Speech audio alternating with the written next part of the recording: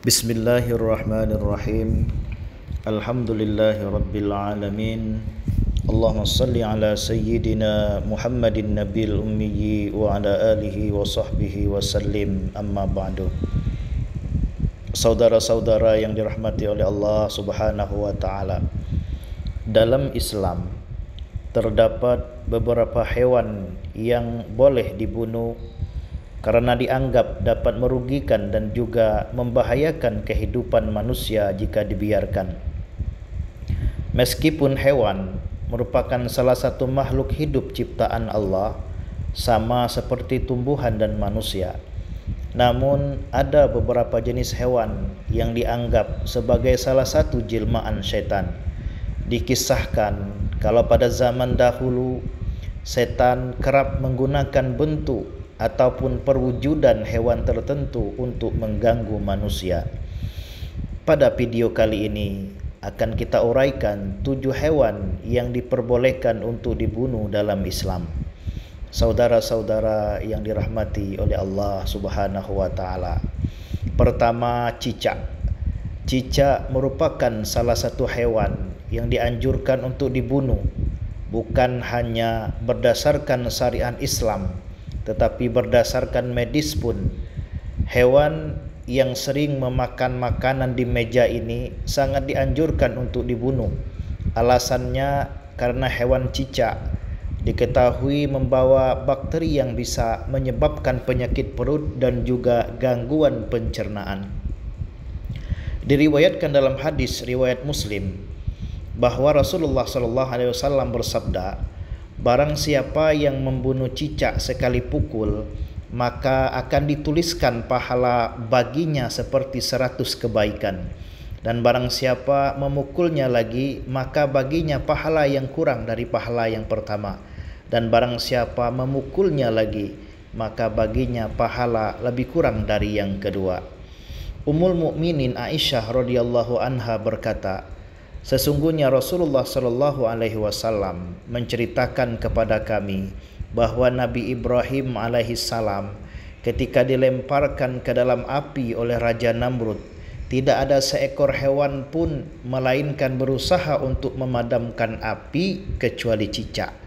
Maka dari itu dalam hadis riwayat Bukhari, Rasulullah sallallahu alaihi wasallam memerintahkan untuk membunuh cicak. Beliau bersabda, dahulu cicak ikut membantu meniup api Nabi Ibrahim alaihissalam. Saudara-saudara yang dirahmati oleh Allah. Kedua, ular. Ular adalah hewan yang memiliki bentuk tubuh panjang dan bergerak dengan cara melata ini. Terkenal akan karakternya yang membahayakan orang-orang yang ada di sekitarnya, karena memiliki bisa yang beracun dan juga mematikan. Bukan hanya itu, pada zaman dahulu ular kerap digunakan sebagai media dalam ilmu sihir serta ilmu santet, dan membuat ular menjadi hewan yang ditakuti oleh banyak orang. Oleh karena itu, karena berbahaya dalam Islam, kita diperbolehkan untuk membunuhnya. Saudara-saudara yang dirahmati oleh Allah. Ketiga, burung gagak. Burung yang kerap kali identik dengan kematian ini menjadi hewan ketiga yang boleh dibunuh dalam Islam. Meski tidak semua jenis gagak boleh dibunuh. Sesuai ajaran dari Rasulullah, burung gagak yang dianjurkan dibunuh adalah burung gagak dengan warna putih pada bulu dada dan punggungnya, bukan burung gagak yang berbulu hitam. Tidak dijelaskan apa alasannya, karena hanya Allah dan Rasulnya lah yang tahu makna di balik itu. Bukan hanya itu, burung gagak juga dikenal sebagai hewan fasik dan dianggap sebagai penjelmaan jin atau setan, dan sering ditunggangi oleh para penyihir. Saudara-saudara yang dirahmati oleh Allah subhanahu wa ta'ala. Keempat, anjing buas. Meski anjing banyak dijadikan sebagai hewan peliharaan, patut diketahui kalau air liur atau ludah anjing tetaplah mengandung najis, apalagi anjing yang galak dan buas. Bukan cuma najis, bahkan liur anjing buas juga membawa banyak kuman bakteri dan bahkan dapat menyebabkan rabies.